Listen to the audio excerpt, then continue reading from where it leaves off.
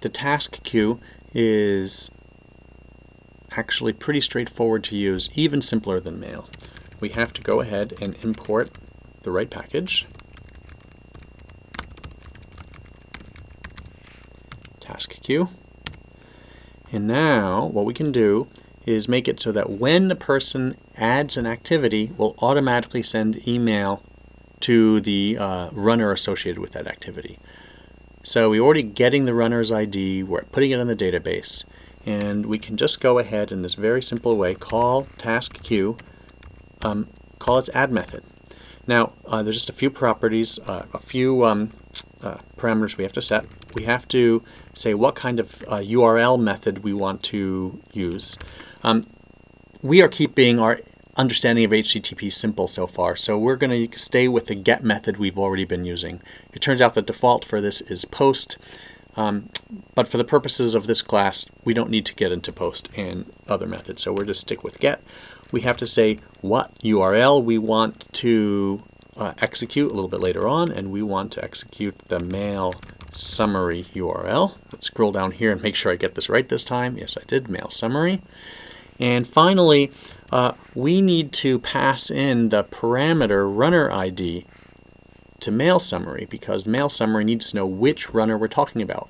This just comes in as a URL parameter, but it turns out that the task queue lets us add URL parameters, and we can do that just by setting in something called params. And it just takes a dictionary, and we will give it whatever URL parameters we want. Each key in the dictionary will turn into a URL parameter. So we'll just say that runner ID is, and now we need that string, and we've got that string up here already. It's runner ID. With any luck, this is all we need to do. So let's go ahead and upload this to the server again. We'll add a new activity and see if it automatically sends us email.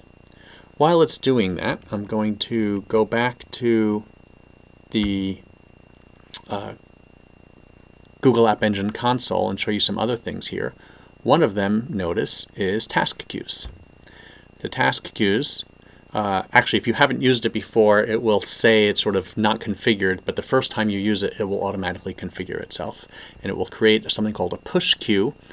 And you can make different queues, but there's one default queue whose name is default. And right now, there's nothing on it. As soon as we use this, there will immediately be something on it, and then it'll quickly get executed and it'll get removed. And maybe if we're fast enough, we'll be able to see all of that. Okay, it's finished uploading. Here is our overall list. Let's add an activity to say to my Gmail account. So we'll go over here. We don't need to call mail summary directly anymore, right? That was a sort of debugging. Now we're going to use our original mechanism, which is add activity, whose runner ID is this one. And we'll keep on adding some more runs. Duration is 4, and distance, sorry, duration is 40, and distance equals 4. Okay, I'm going to press return and then quickly go look at the task queue. Go over here, refresh, and see if we can see it. Nope.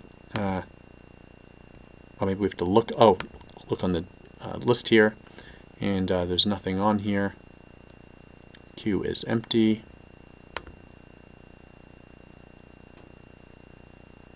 And here's our email. It came in. So it worked. And here's our new one. I had been doing this backwards before. So that is all good. Let's just try it one more time.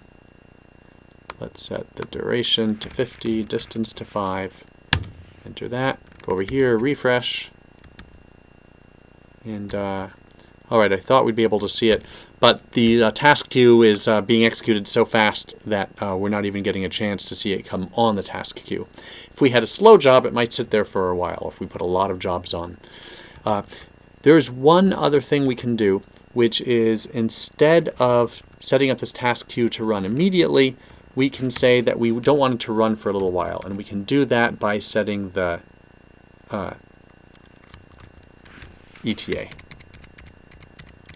think I forgot the comma, ETA equals, and it's expecting what's called a date time, which we've seen before. So we'd have to go ahead and import date time. Oh, I've already got it. And set up the date time to whenever we want to set it up to. Actually, let's give it a better variable name. How about we'll send it send time. So datetime is the package name. We're going to make an instance of a datetime.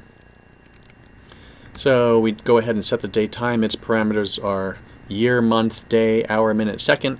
So we can say I want to send this in 2013. Month is 11. Day is 24. Hour equals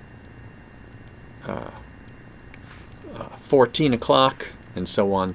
A minute equals 17. And I think if we go ahead and run this, it would go and send this at 2:17 today. So you could obviously do this in lots of other ways. You could say maybe put this in a database and then pull this out of the database and send it at midnight, set it up for once a week, however you want.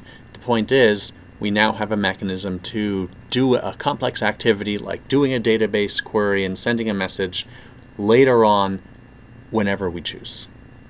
That is task queues.